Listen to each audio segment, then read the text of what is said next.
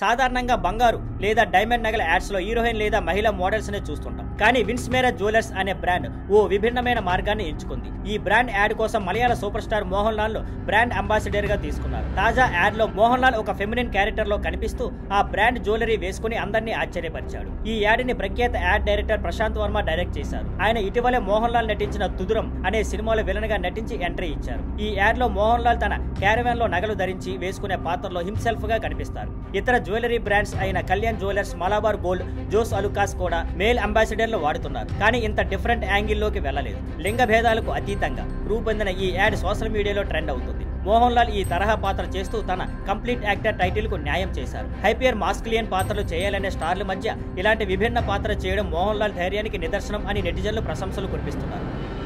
Thank you for watching. Please like, share and subscribe.